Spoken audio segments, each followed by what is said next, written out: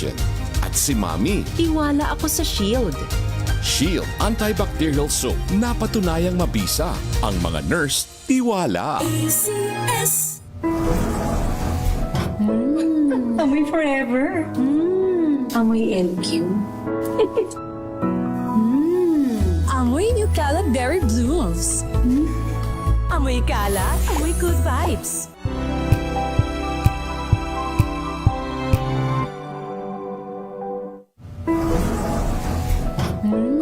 Amoy forever. Amoy LQ. Amoy New Calab Berry Blooms. Amoy kalat, amoy good vibes.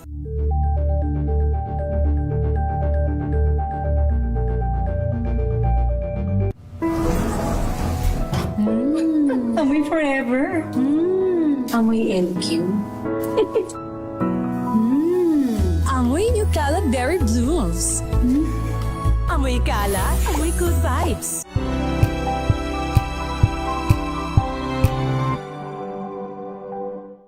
Maagang balitaan, maagang usapan sa mga issue at balita. Kasama si Kuya Angelo Palmones sa Magandang Umaga Pilipinas. Mula Lunes hanggang Biyernes.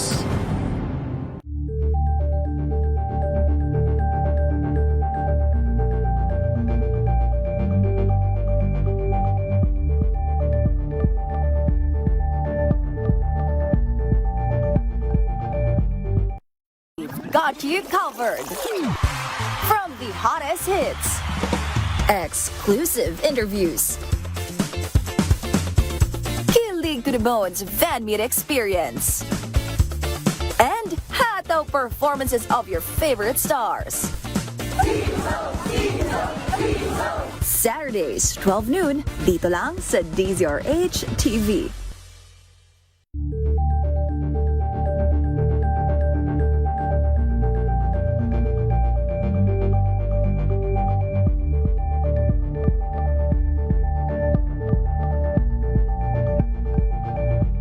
Mga kalunas, dahil sa inyong pagtitiwala, ang Lunas ay may extension na. Lunas Extension. Magandang gabi Pilipinas, Metro and Mega Manila. Ako si Eleni Bensal at narito ang programang Lunas Extension. And this evening, mapalad po tayo at napaunlakan po muli ang ating imbitasyon ng Chair ng Manila Doctors Hospital Heart Care Services. Walang iba kung hindi si Dr. Eugene Reyes. Magandang gabi sa inyo, Doc. Magandang gabi sa iyo, Eleni, and sa lahat ng mga nakikinig.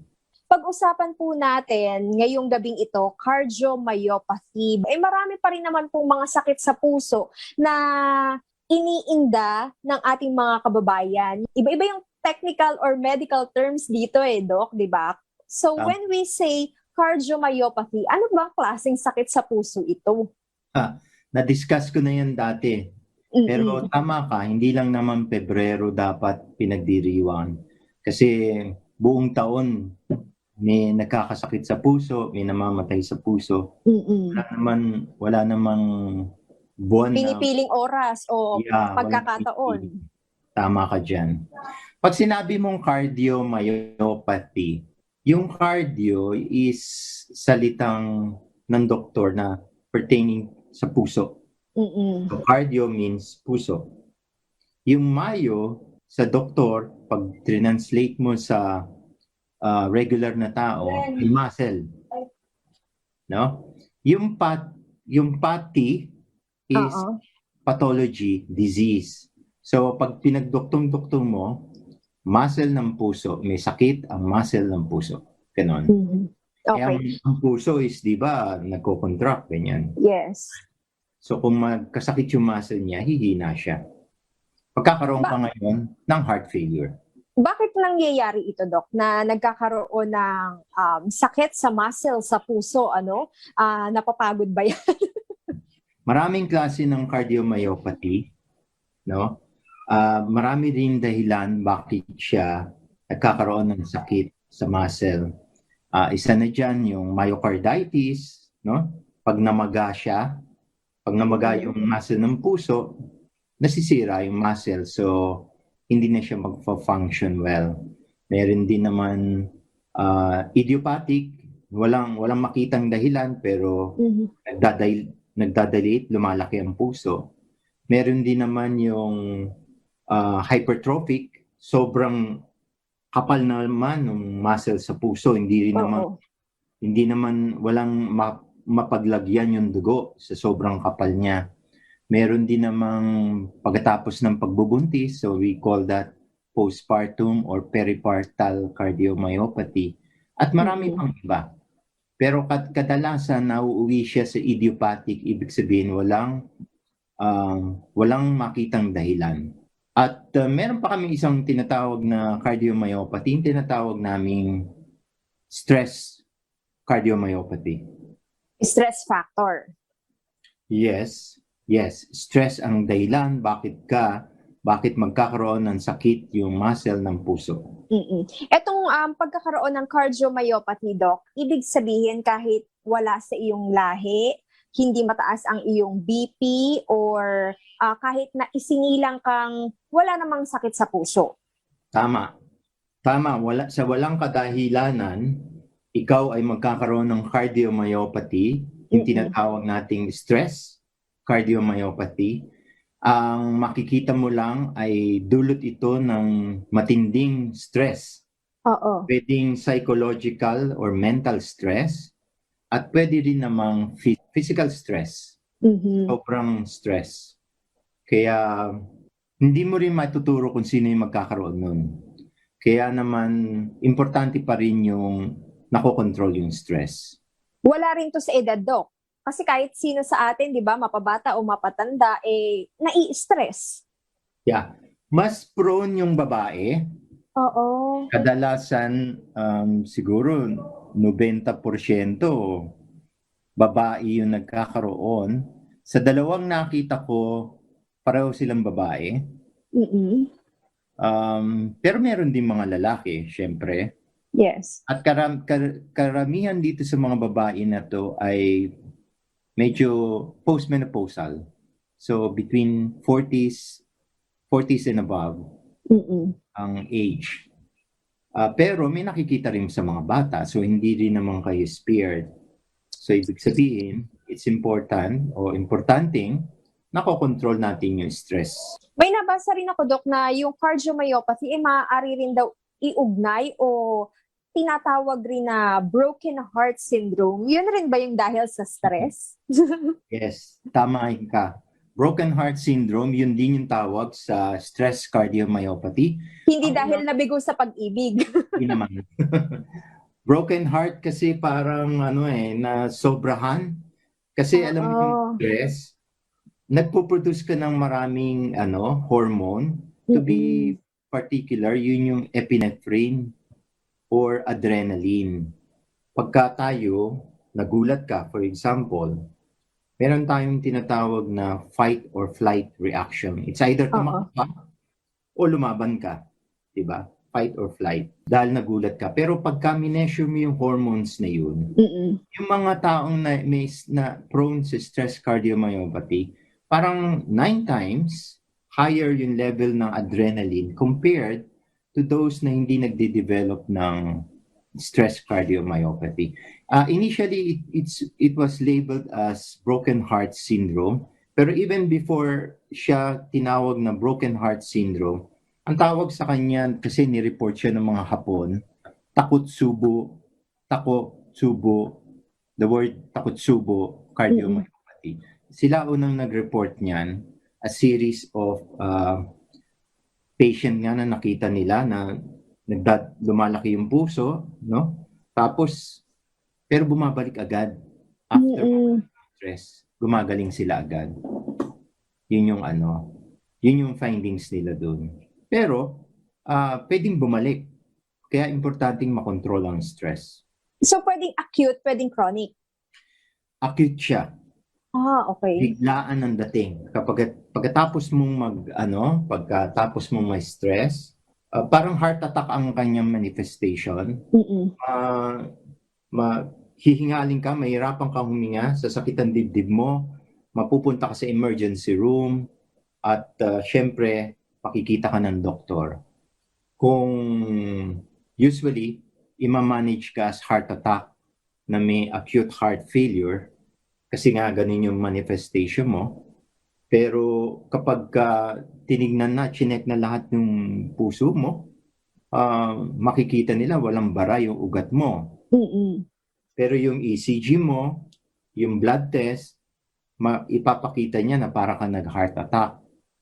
Tapos yung imaging, yung echocardiogram na sinabi ko before, Yes. makikita nila mahinang gumalaw yung puso mo. Ang nakakatuwa sa ganyan, within few days, mawawala lahat yan. Kasi syempre, i-admit ka niya sa ICU, mawawala yung stress mo, gagaan. Marerelax ka, mapapahinga. Marirelax. Exactly, marirelax. Gaganda uli yung puso mo. Parang walang nangyari. Ganon. Pero ito ba, Doc, ay parang nakakapanikip ng dibdib na parang may dinadaganan din? Tama ka dahil siguro nagbasa ka ng matindi. Hindi naman, Doc. Usually kasi ganun yung sinasabi nila, di ba? Na kapag naninikip yung dibdib, parang may dumadagan, Parang sakit sa heart attack puso. nga daw. Parang heart attack nga daw. Pero alam mo yun, yung dumadagundong, mabigat. Mabilis rin yung palpitation mo? Yes, dahil nga mataas yung adrenaline mo. Alam mo ba, pagka binigyan ka ng adrenaline, bibilis yung tibok ng puso mo. Oo. Bibilis siya. Tapos, may hirapan kang huminga. Pero, eventually, mawawala siya. Ganon. So, yun din yung effect nung stress cardiomyopathy. Kaya lang, hindi naman lahat ng tao, pag na-stress, ay magkakaganyan. Meron tayong tinatawag na taong prone sa cardiomyopathy. Konti pa lang yung nakapublish na data, pero siguro ang pinakamalaking series ay nasa 200 persons only na nagkaroon ng Worldwide, Doc? sa Amerika yan. Sino yung kinoconsider nating at risk sa pagkakaroon po ng cardiomyopathy, no? The word itself, no, dahil tinawag na stress, those exposed to a lot of stress, mental and physical. So, yun yung number one. Hindi niya, pinag-aaralan pa yung genetic, kung merong kang daladala na heredity or genes, Yes. na magsasabing ikaw ay prone, pinag-aaralan pa siya.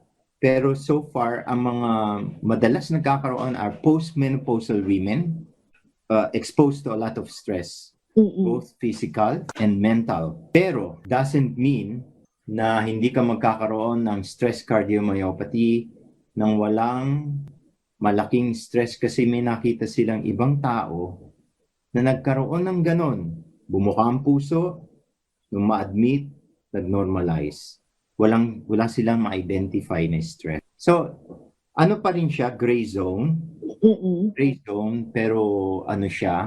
Importante lang na alam ng mga tao, lalong-lalo na ang mga doktor, na merong ganyang klaseng sakit. At maganda naman ang prognosis. Hindi porkit nagkaroon ka ng stress cardiomyopathy, forever ka nang magkakasakit. Sabi ko nga, bumabalik siya sa dati. Yes. Lang. Kaya lang, it's a cause for hospitalization. Pwede kang ma-hospital, pwede kang gumastos, at syempre maapektuhan din yung bulsa mo. Yun ang masakit doon, Doc. Yun yung siguro another factor kung bakit ka magkakaroon ng cardiomyopathy. Yung expenses mo sa hospital, no? Pero paano nga po ba natin yung bill? Nakita mo yung bill mo, balik ka na naman. Pero paano, Doc, nga po ba natin to ma-treat, ano? Ano nga po ba yung mga pamamaraan? Kailangan po ba yan ng mga oral medication, surgery, or kailangan lang ng meditation? Sa ating pagbabalik, Doc, yan po ang ating i-discuss. Dito pa rin po sa programang Lunas Extension sa DZRH at RHTV.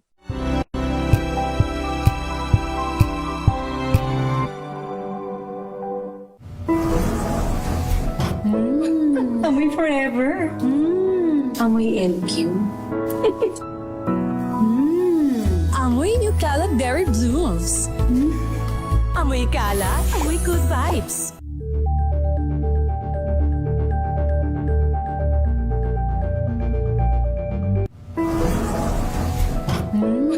Amoy forever. Amoy LQ. Amoy New Caleb Berry Blooms. Amoy kalat, amoy good vibes.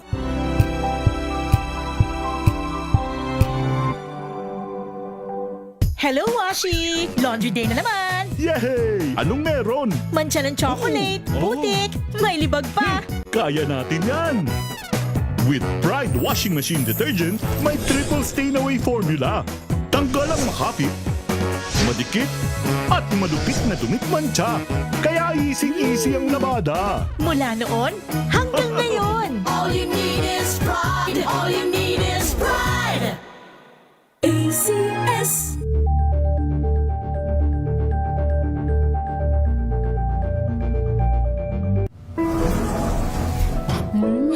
Amoy forever.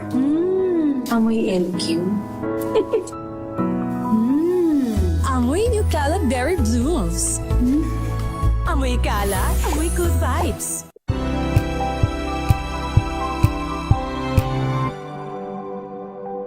Tambalang Anthony Taberna at Jerry Baha ang gigising sa inyong umaga dahil lalatay ang humahagupit na diskusyon at komentaryo Lunes hanggang Biyernes sa 2x2.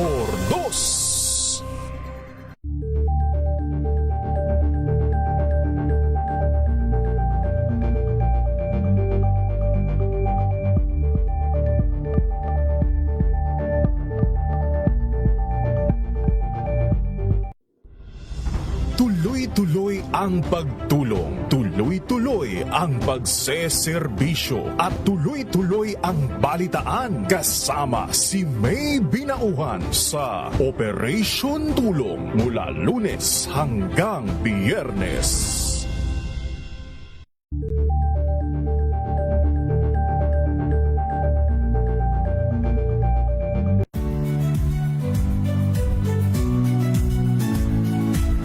Magandang araw mga kaibigan. Ito po ang inyong balerina ng bayan, si Lisa Makuhay Lizalde, na nag-aanyaya sa inyong samahan kami at ang aming mga espesyal na panauhin para sa kalahating oras ng masayang kwentuhan sa aming programang Art to Art, kung saan ang usapang sining at kultura ay para sa lahat.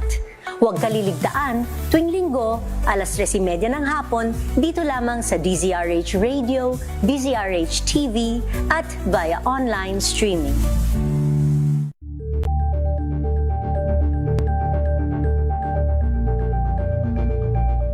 Curious ka ba sa maraming bagay? Kami na ang bahala dyan! Aalamin, tutuklasin at bibigyang linaw namin ang mga katanungang bumabagabag sa inyong isipan sa programa kung saan ang bawat sagot ay galing lamang sa mga eksperto. Ang Expert's Opinion, tuwing linggo alas 3 ng hapon, dito lang sa DZRH TV. Mga dagdag na kaalaman at usapang pangkalusugan. Lunas Extension. Maaari pa rin pong i-follow at i-like ang aming Facebook page na Lunas sa DZRH at Radyo Natin FM. Kanina, Doc, naiwan nating katanungan kung ano nga naman daw po ba yung pamamaraan, paano po natin to iti-treat, yung cardiomyopathy. Kailangan daw po ba ng gamot, meditation, para makapag-relax, vacation, or ano pa ba, surgery? Sabi ko nga, Eli, yung course niya is benign. Opo. Hindi siya, wala pa nababalitaan na o namatay. Lalo na sa Pilipinas, wala pa naman kami nakitang Hindi naman siya namatay life-threatening at all. Hindi siya life-threatening pero mahirap ma-identify kasi initially, ang presentation niya is like na heart attack ka at nag-heart failure. So, initially, ang tingin mo ay life-threatening. Opo. Isa na yun. Pero pag natignan mo na siya, na-admit mo na binigyan mo ng mga gamot, initially kasi gagamutin mo siya parang acute heart attack eh. So, bibigyan mo ng mga gamot, marirelax siya. And then pagkatapos makikita mo magre-reverse lahat. So, maganda ang prognosis, pero sabi ko nga may 15% na nagbabalik uli. Mag-a-attack uli. Depende yan sa response mo sa stress. Walang mga gamot na proven dahil nga kakaunti pa lang yung nado-document sa buong mundo. Hindi pwede gamitin yung mga usual na ginagamit namin like beta blocker kasi nga iba naman yung dahilan ng pagkakaroon ng cardiomyopathy. Hindi rin naman namin mabigay yung ibang gamot na ginagamit namin sa heart attack. Pero tama ka. Meditation is one. Relaxation technique and prevention of stress.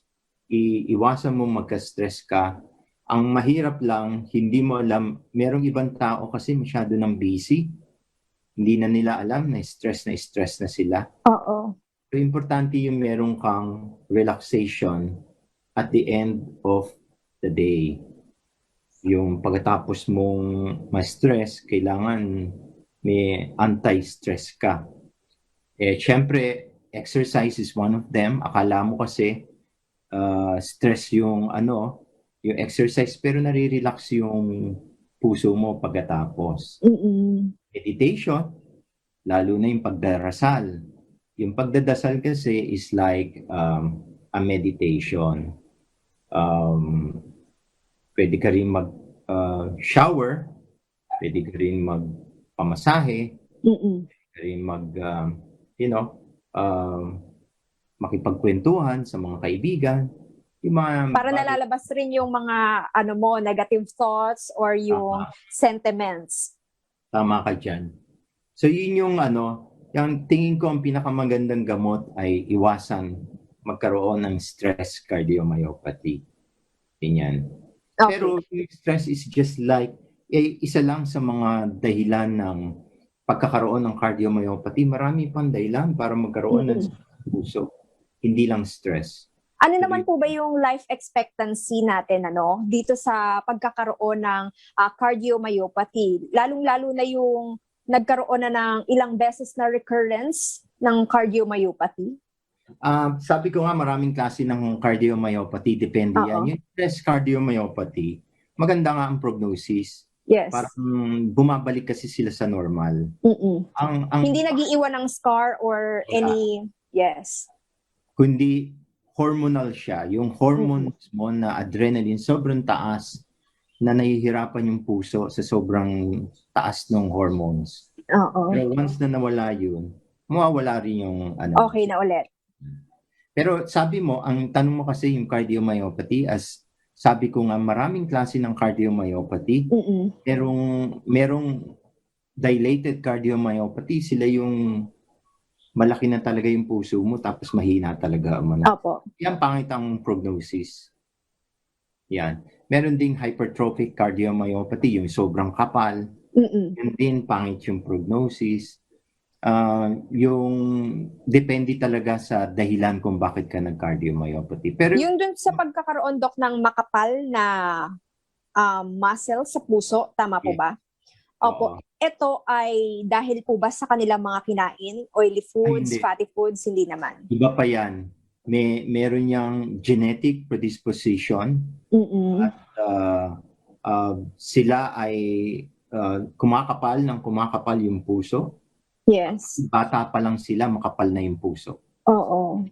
Sa sobrang kapal ng puso, bumabara yung panag-pump siya, bumabara ang daloy ng dugo. Hindi makapag-pump. Madali silang mahimatay, madali silang mapagod, at madali silang at madaling sumakit ang dibdib. Ganun. Wala nang magagawa doon para numipis or mapa-normalize yung kanilang muscle sa puso, Doc? Ino-operahan yung mga ganun. Okay. Ini-slice ang puso o kaya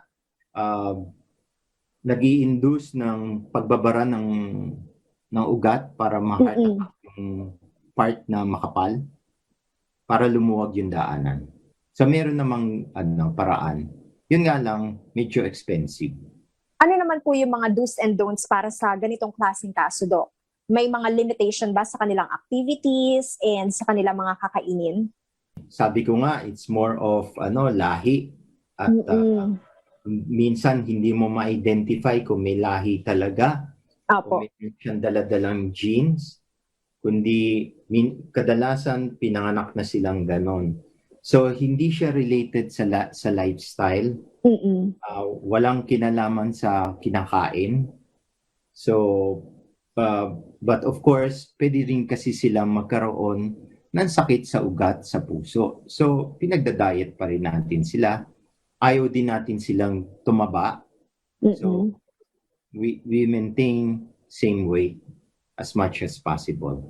Nabanggit niyo na nga rin po yung weight or yung timbang, Doc. Kahit ba mapayat, pwedeng magkaroon ng cardiomyopathy, lalong-lalo na po dun sa stress cardiomyopathy. Opo, pwede po. Actually, yung karamihan sa mga may stress cardiomyopathy, hindi matataba. Babae, postmenopausal, stress, ganyan.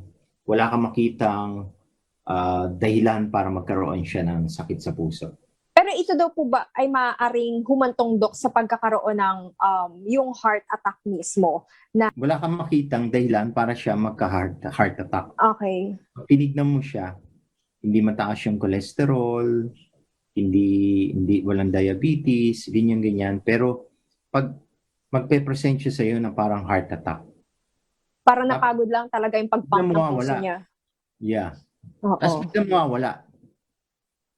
Diba? Kasi nawala yung stress. Yan yun sasabihin mo stress cardiomyopathy. Maganda ang prognosis nila kasi nga hindi totoong heart attack yun. Okay. Siguro, Doc, tips na lamang po para ma-manage natin ng husto ang stress dahil alam naman natin, part of our lives na yung stress na yan. So para po makaiwas siguro sa cardiomyopathy. Alam mo, yung stress cardiomyopathy ay hindi common. Oo. Pero dapat lang alam natin na kahit sino pwedeng makadevelop ng stress cardiomyopathy. And ang dahilan nun ay sobrang stress.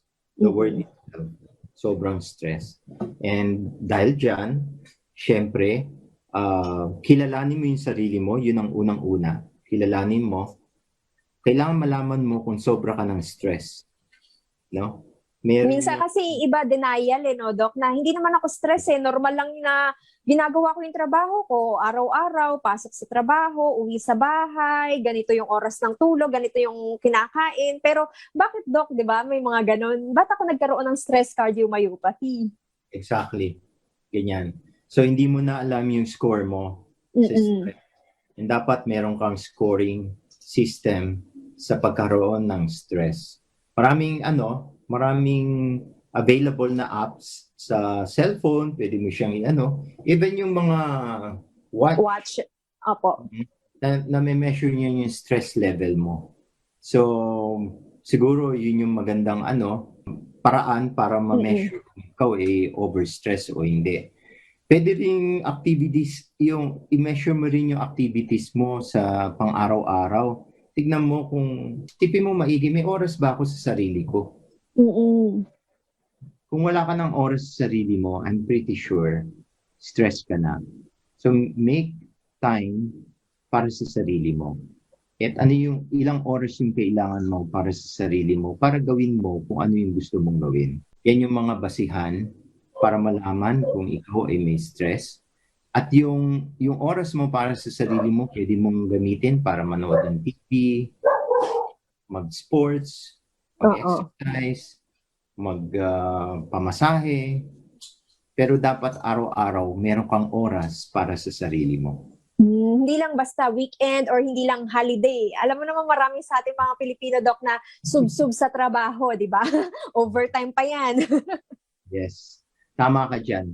Ako, ang tingin ko, araw-araw dapat meron kang oras para sa sarili mo. kasama yung pagtulog. We deserve ample of sleep, all of us. Dinisenyo yung ating katawan para magkaroon ng kailangan magpahinga. Yes, Doc. Sa mga may budget naman, Doc, meron po bang ganitong klaseng facility sa Manila Doctors Hospital? Or papaano po kayo makakatugon tungkol po dito sa may mga cardiomyopathy? Ang Manila Doctors Hospital, ang pwedeng ma-measure yung stress level mo, wala naman pero madidetect namin kung may sakit ka sa puso. So one, meron kaming pang treadmill para malaman meron babarang ugat sa puso, no? Exercise test. Meron din kaming treadmill, dobutamine or stress echocardiogram, no? Para patatakbuhin ka tapos titignan sa television kung gaano kaganda yung pagtibok ng puso ng puso mo. Yes. Meron din kaming pangsukat ng ugat sa leeg. Meron din kaming pang test ng ugat sa mga kamay, paa, no? Meron din kaming pang Holter monitoring. Yung Holter monitoring pwede din para ka naka-ECG for 24 hours. Doon makikita yung heart rate variation mo. So makikita namin kung laging mataas ang tibok ng puso mo. Well, syempre, the basic is the ECG. Iba pang paraan para malaman kung meron kang sakit sa puso ay meron kaming CT angiography kung saan i-injectionan ka ng dye at makikita na, no? 3-dimensional yung ugat mo or more magnetic resonance imaging or angiography. Sa mga gusto pong magpakonsulta sa inyo, Doc, your clinic schedule? Wednesday and Friday, room 223 Manila Doctors Hospital. Thank you so much, Dr. Eugene Reyes. Salamat din sa iyo, Eli, at sa iyong programa at sa lahat ng mga nakikinig. At yan po ang naging kabuuan ng ating talakayan ngayong gabing ito. Naway may napulot po kayong konting tips and information. Inyo pong nakasama, Ella ni Bensal bumabati sa inyo ng magandang gabi. Mga kalunas, hanggang bukas dito sa Lunas Extension.